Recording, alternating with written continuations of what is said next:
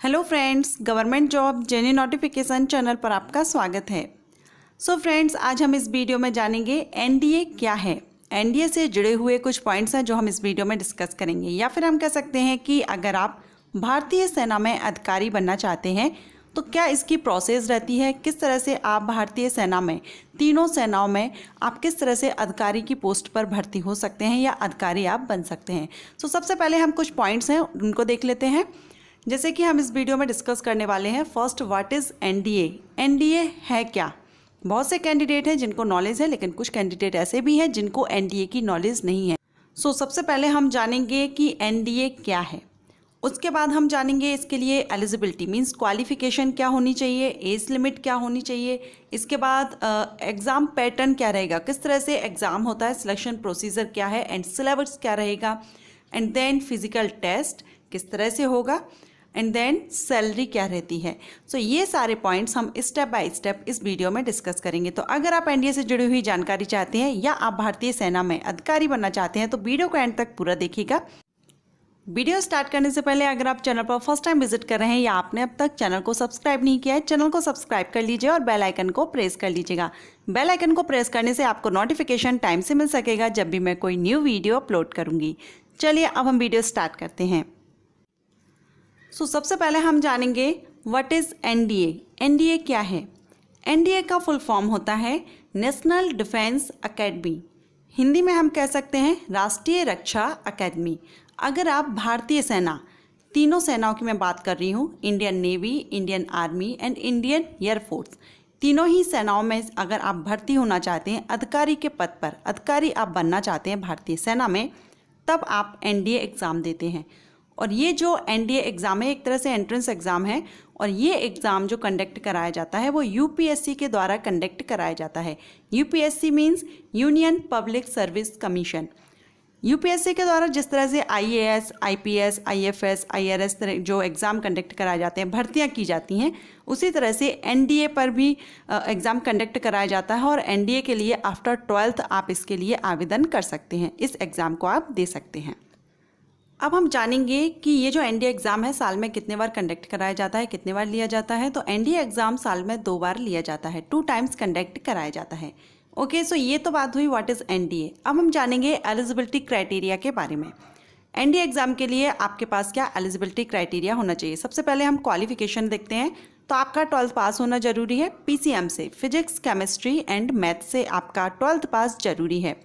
एक बात और मैं यहाँ पर आपको क्लियर करना चाहूँगी, 2019 में जो वैकेंसीज आई थी, भर्ती की जा रही थी, उसमें जो क्लियर किया गया था नोटिफिकेशन में कि जो इंडियन आर्मी है उसके लिए फिजिक्स एंड मैथ कंपलसरी नहीं है, लेकिन इंडियन एयरफोर्स एंड नेवी के लिए मैथ एंड फिजिक्स कंपलसरी है। सो इंडियन एयरफोर्स या नेवी के लिए वही कैंडिडेट आवेदन कर सकेंगे या भर्ती हो सकेंगे जिनका मैथ एंड फिजिक्स से 12th पास होगा। ओके, अब हम यहाँ पर नेक्स्ट जानेंगे आपकी परसेंटेज कितनी होनी चाहिए। तो मिनिमम परसेंटेज आपका 60 होना चाहिए। 12th में मिनिमम 60% से आपका कंप्लीट हो 12th, तो ही आप इसमें आवेदन कर सकते हैं। एंड आपका अनमैरिड होना जरूरी है। मैरिड कैंडिडेट एनडीए एग्ज़ाम के लिए एलिजिबल नहीं रहते हैं, अनमैरिड कैंडिडेट ही यहाँ पर अप्लाई कर सकते हैं। एज लिमिट की अगर हम बात करें तो मिनिमम 16.5 साल एंड मैक्सिमम 19 साल रखी गई है। सो ये है एलिजिबिलिटी क्राइटेरिया। अब आपका यहाँ पर फिजिकल टेस्ट भी होता है। तो हाइट अगर हम देखें तो 157 सेंटीमीटर से लेकर के 162 सेंटीमीटर रहता है। ये अलग अलग रहता है, तीनों सेनाओं में अलग अलग रहता है, तीनों फोर्सेस में।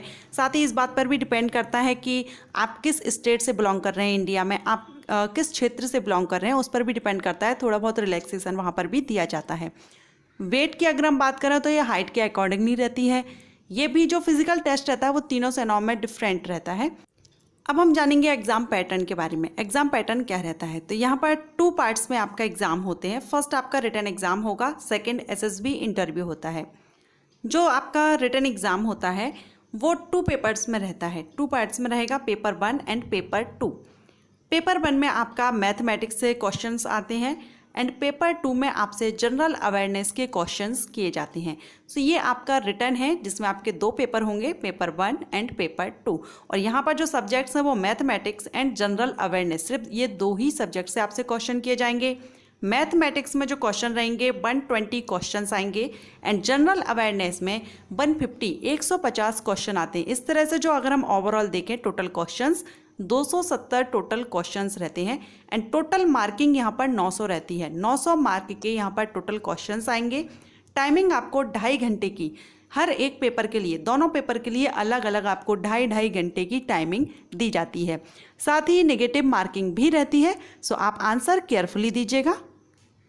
ये तो था एग्ज़ाम पैटर्न। अब हम जानेंगे यहाँ पर आपका सेपरेटली जो पैटर्न रहता है, किस तरह से आपसे क्वेश्चन किए जाते हैं। जैसे मैथमेटिक्स में आपसे किस तरह के क्वेश्चन किए जाएंगे, तो इसके जो मेन टॉपिक रहते हैं वो algebra, trigonometry, differential calculus, statistic and probability, integral calculus, analytical geometry, ये मेन टॉपिक्स हैं जहाँ से ज़्यादातर क्वेश्चंस आपके मैथमेटिक्स से किए जाते हैं। अब हम जानेंगे जनरल अवेयरनेस। इसमें आपका group A and group B 2 parts रहते हैं।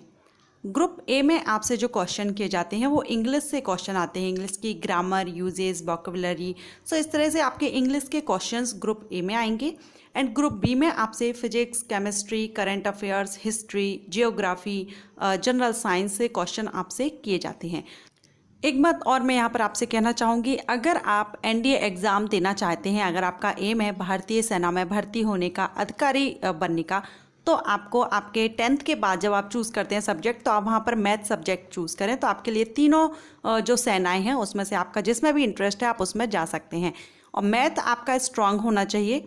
मैथ एंड फिजिक्स दोनों पर आपकी कमांड काफ़ी अच्छी होना चाहिए, इसलिए आपको आफ्टर 10th मैथ तो आप काफ़ी टाइम से यानी 10th से भी आप कवर कर सकते हैं, लेकिन आफ्टर 10th आपको फिजिक्स भी अपनी स्ट्रांग करनी होगी। फिजिक्स एंड मैथ ये दोनों सब्जेक्ट, साथ ही इंग्लिश भी यहाँ पर रखी जाती है, इंग्लिश से भी क्वेश्चन किए जाते हैं और इंग्लिश ज़रूरी रहती है, तो आप अपनी इंग्लिश पर भी कमांड कीजिए। 3 सब्जेक्ट्स आपको आपके काफ़ी स्ट्रांग करने होंगे। सो ये हो गया सिलेबस। अब हम बात करते हैं सैलरी की। आपको सैलरी कितनी मिलेगी, तो देखिए पोस्ट के अकॉर्डिंग यहाँ पर अलग अलग पोस्ट रहती हैं, कर्नल, मेजर या लेफ्टिनेंट, और भी कई पोस्ट हैं। पोस्ट के अकॉर्डिंगली अगर हम देखें तो आपकी जो मिनिमम है इनिशियल सैलरी है, ये स्टार्टिंग सैलरी आपकी 56,000 से लेकर के स्टार्ट होती है एंड स्टार्टिंग सैलरी 1,44,000 तक जाती है। पोस्ट के अकॉर्डिंगली 56,000 से लेकर के 1,44,000 तक सैलरी। सो सैलरी यहाँ पर अच्छी खासी आपको मिल जाती है।